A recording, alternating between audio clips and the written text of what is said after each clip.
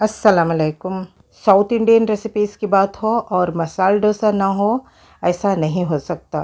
तो मैं आज मसाला डोसा की रेसिपी आप लोगों के साथ शेयर करने वाली हूँ। 3 और तरह के भी डोसास की रेसिपी मैं आप लोगों के साथ शेयर करूँगी। 2 तरह की चटनियाँ, पलिया, तो ये कंप्लीट रेसिपी होने वाली है। तो इस वीडियो को अंत तक ज़रूर देखिए। तो चलिए शुरू करते हैं। सबसे पहले तो 2 पाव चावल मैंने यहाँ पे लिए हैं, जो कि हाफ़ किलो हैं। मैंने यहाँ पे 3 मुट्ठी माश की दाल को लिया है। दोनों को अच्छे से यहाँ पे हम धो लेंगे जब तक कि ये पूरी तरह से क्लीन ना हो जाए। फिर मैंने 1 टीस्पून मेथी दाना का इसमें शामिल किया है। इसके बाद हमें इसे कम से कम 3 से 4 घंटों के लिए इसको सोक कर लेंगे। समर में 3 से 4 घंटे काफ़ी होंगे, लेकिन विंटर में आपको कम से कम 6 से 7 घंटे आप इसको भिगो लें, इससे फर्मेंटेशन अच्छा होगा। तो माश को मैंने यहाँ पे ग्राइंड कर लिया है, बारीक सा ग्राइंड कर लेंगे। इस तरह से बारीक सा ग्राइंड करके निकाल लेंगे। आप चाहे तो चावलों के साथ मिक्स करके भी माश को ग्राइंड कर सकते हैं। थोड़े से पके हुए चावलों का भी हम यहाँ पे इस्तेमाल करेंगे। इसको भी अच्छे से ग्राइंड कर लिया है। इससे एक तो डोसा में सॉफ्टनेस आ जाएगी और फर्मेंटेशन में भी ये हेल्प करेगा। तो मैंने इसको थोड़ा दरदरा सा ग्राइंड करके निकाल लिया है। इसके बाद हमने चावलों को भी यहाँ पे ग्राइंड कर लिया है। मैंने हाफ़ किलो चावल लिए हैं, जिसको एक ही साथ मैंने डाल के ग्राइंड कर लिया है। थोड़ा सा पानी भी इसमें ऐड करके इसको भी बारीक सा ग्राइंड कर लेंगे। तो ग्राइंड करने के बाद हम इसके बैटर को माश के बैटर में शामिल करके अच्छे से मिक्स कर लेंगे। हाथों से अच्छे से इसको मिक्स करके फर्मेंटेशन के लिए छोड़ देंगे। देख सकते हैं यहाँ पे मैंने किस तरह से इसको ग्राइंड किया है। अच्छे से मिक्स कर लें। आप चाहे तो इसको मिक्स करके भी ग्राइंड कर सकते हैं। मैंने अलग अलग यहाँ पे ग्राइंड किया है, तो इसको अच्छे से मिक्स कर लें। अगर मिक्स करके ग्राइंड करेंगे तब भी आप इसको अच्छे से मिक्स करके इसको ओवरनाइट फर्मेंटेशन के लिए छोड़ देना है। मगरिब बाद ही मैंने चावलों को ग्राइंड कर लिया था, फिर ओवरनाइट मैंने फर्मेंटेशन के लिए छोड़ा था। सर्दियों में किसी गर्म जगह पे रखें या फिर किसी कपड़े से ढक के इसको रखें। देख सकते हैं यहाँ पे बैटर हमारा फर्मेंट हो चुका है। मैंने 1¼ स्पून नमक का यहाँ पे शामिल किया है। आप नमक अपने टेस्ट के मुताबिक रखें। मैंने नमक थोड़ा कम ही इसमें डाला है। तो नमक को डालने के बाद अच्छे से मिक्स करके और थोड़ी देर के लिए छोड़ देंगे। तब तक हम यहाँ पे चटनियाँ इसकी रेडी कर लेते हैं। हमें मसाला डोसा के लिए जो चटनी चाहिए, उसके लिए मैंने कुछ मिर्चों को गर्म पानी में भिगो के रख दिया है। 12 से 13 मिर्चों को मैंने भिगो दिया है। कम से कम 15 से 20 मिनट तक हम मिर्चों को भिगोएंगे। तब तक हम यहाँ पे पल्लिए का जो भी हमें इंग्रेडिएंट्स चाहिए उसको रेडी कर लेते हैं।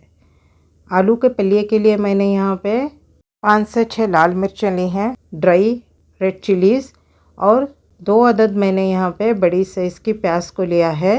इसको स्लाइसेस में काट लिया है, हाफ स्लाइसेस में। प्याज हम थोड़ी ज़्यादा रखेंगे। 3 आलूओं को मैंने हाथ से स्मैश कर लिया है।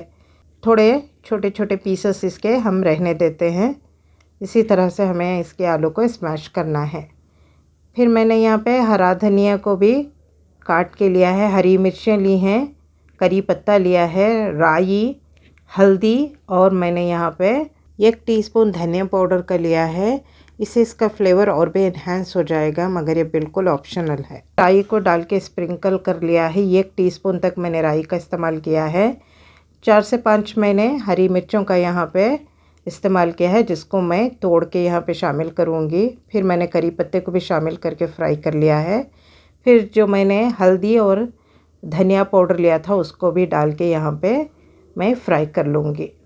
फिर प्याज और हरी मिर्चों को डाल के हम यहाँ पे इसको मिक्स कर लेंगे। प्याज को हमें गलाना नहीं है, बस एक मिक्स देंगे। फिर हरे धनिया को भी मैंने इसमें शामिल कर लिया है। हरे धनिया को शामिल करने के बाद एक मिक्स देंगे। मिक्स देने के बाद जो हमने आलू को स्मैश करके रखा था, उसको भी यहाँ पे हम डाल लेंगे। देख सकते हैं आप कि मैंने किस तरह से आलू को यहाँ पे स्मैश किया है। तो इसको डालने के बाद अच्छे से मिक्स कर लेंगे। फिर हम इसको पकने के लिए छोड़ देंगे। हमें सिमर करना है बग़ैर पानी ऐड करे।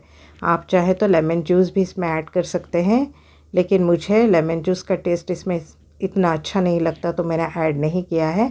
आप चाहें तो थोड़ा सा लेमन जूस भी इसमें ऐड कर सकते हैं। मैंने 1 टीस्पून इसमें नमक का इस्तेमाल किया है। फिर हम यहाँ पे चटनी को तैयार कर लेते हैं। ये 100 ग्राम जितना भुना चना है, कटोरी भर के है। हरा धनिया लिया है मैंने चटनी के लिए, थोड़ा सा करी पत्ता लिया है, इससे फ्लेवर और भी अच्छा हो जाएगा। नारियल मैंने लिया है, कितना नारियल लिया है आप यहाँ पे देख सकते हैं। नारियल और भुना चने को हम पहले ग्राइंड कर लेंगे, सूखा ग्राइंड कर लेंगे। फिर इसमें लहसुन की जौएं और हरी मिर्चों को डालकर सूखा ही ग्राइंड कर लेंगे।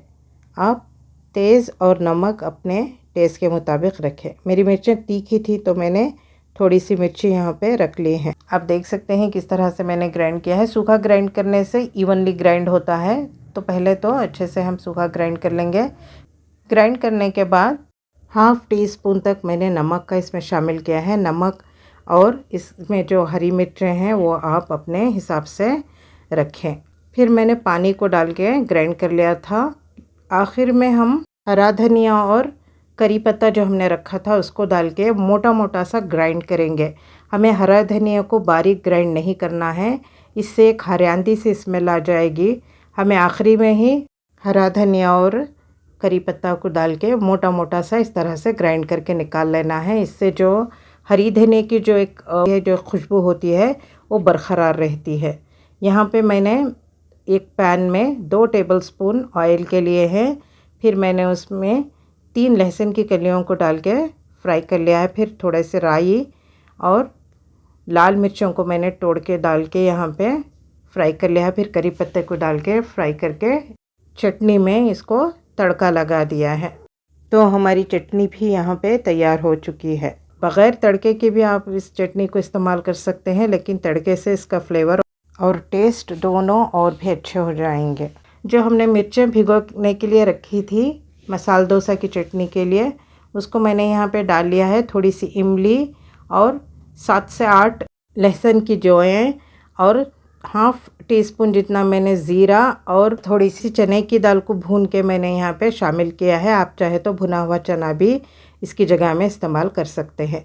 ये हमारी मसाला डोसा की चटनी तैयार है। इमली इसमें बहुत कम शामिल कर रहे हैं, इसमें खटास अच्छी नहीं लगती। तो हमारा पलिया और चटनी तैयार है।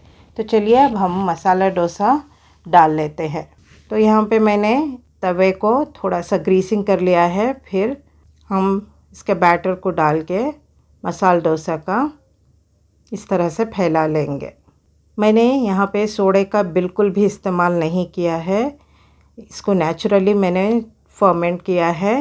देख सकते हैं कितना अच्छा हमारा डोसा यहाँ पे तैयार हुआ है। इसमें जो होल्स बने हैं उसको भी आप देख सकते हैं। मैंने यहाँ पे बटर का इस्तेमाल किया है, आप चाहे तो सादा घी भी इस्तेमाल कर सकते हैं या फिर क्लैरिफाइड बटर का भी इस्तेमाल कर सकते हैं।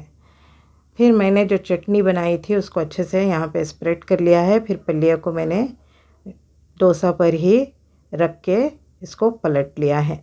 इसी तरह से यहाँ पे मसाला डोसा को सर्व किया जाता है। देखिए हमारा मसाला डोसा कितने अच्छे से तैयार हो चुका है। गोल्डन क्रिस्पी हमारा मसाला डोसा तैयार है। इसको यहाँ पे चटनी और पल्ले के साथ सर्व किया जाता है और ये बहुत ही क्रिस्प और बहुत ही मज़े का बनके तैयार होता है। मसाला डोसा पल्ले और चटनी का एक बेहतर कॉम्बिनेशन है। आप देख सकते हैं कितना बेहतर बनके तैयार हुआ है। स्ट्रीट फूड और होटल्स पे जिस तरह का मसाला डोसा बनता है उससे भी बेहतर ये मसाला डोसा बनके यहाँ पे तैयार हुआ है। और जिसको भी इसके टेस्ट का पता है ना, वो खाए बगैर इसको रह नहीं सकता, इतना मज़े का बनके तैयार होता है। अब आप घर पर भी बाहर से भी बेहतर मसाला डोसा कभी भी बनाकर खा सकते हैं। इसमें मेथी ज़रूर शामिल करें, इसकी वजह से जो डोसा का एक अरोमा है वो बहुत ही बेहतर आता है। एक अलग ही फ्लेवर इसमें आ जाता है और इसमें जो ब्राउन इसका जो टेक्सचर बनता है उसमें भी वो हेल्प करता है। और मेथी वैसे भी सेहत के लिए भी बहुत अच्छी होती है, तो मेथी दाना को इसमें ज़रूर शामिल करें। तो हमारा मसाला डोसा यहाँ पे तैयार है। तो चलिए अब हम बनाते हैं ऑनियन डोसा। ऑनियन डोसा के लिए भी मैंने यहाँ पे बैटर को डाल के स्प्रेड कर लिया है। स्प्रेड करने के बाद मैंने प्याज, बारीक कटी हुई प्याज को डोसा के ऊपर डाल लिया है। फिर मैंने यहाँ पे थोड़ा सा करी पत्ते को भी डाल लिया है। फिर हरा धनिया, हरी मिर्चों को मैंने यहाँ पे डाला है। थोड़ी सी हरी मिर्चें, आप हरी मिर्चें अपने टेस्ट के मुताबिक रखें। फिर मैंने हरा धनिया को भी इस पर डाल के हल्के से इसको प्रेस कर लिया है ताकि ये बैटर में बैठ जाए, निकले नहीं। फिर मैंने बटर को ऊपर से लगा लिया है।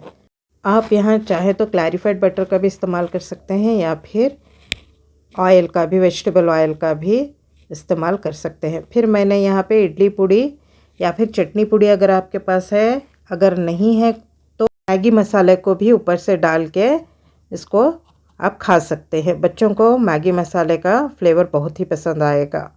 फिर मैंने यहाँ पे सेट डोसा का डोसा डाला है। सेट डोसा के लिए हमें थोड़ा सा मोटा सा हमें इसमें डोसा डालना है, इसको ज़्यादा स्प्रेड नहीं करना है। फिर मैंने इस पर बटर का इस्तेमाल किया है।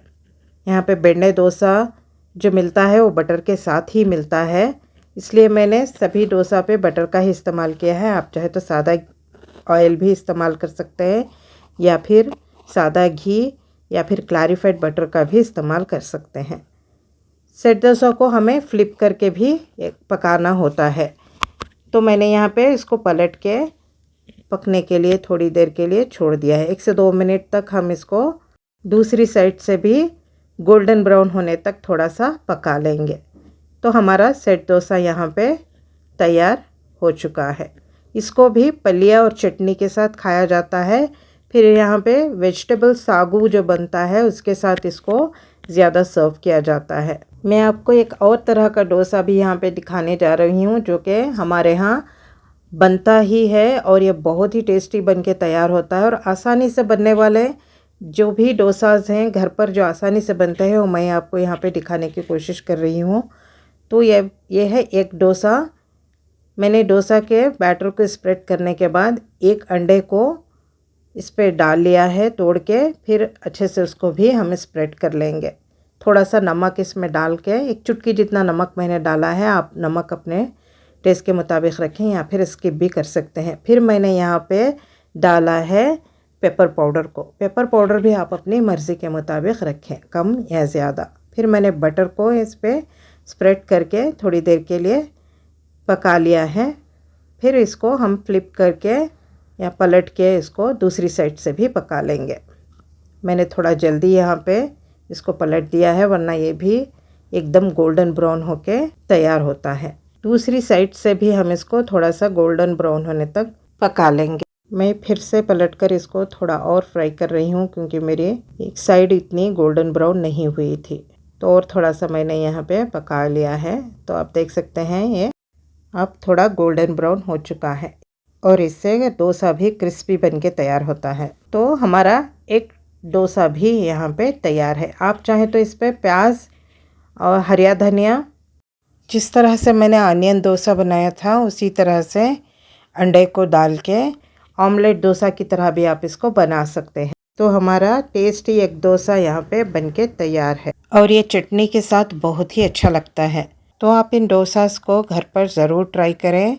ये बहुत ही मज़े के बनने वाले हैं और जल्दी से भी बन जाएंगे। अगर आपको ये मेरी वीडियो अच्छी लगी है तो इसे लाइक करें, शेयर करें और मेरे चैनल को सब्सक्राइब करें और बेल आइकन को हिट करना ना भूलें। कमेंट बॉक्स में कमेंट लाजमी करें। Thanks for watching. अल्लाह हाफ़िज़।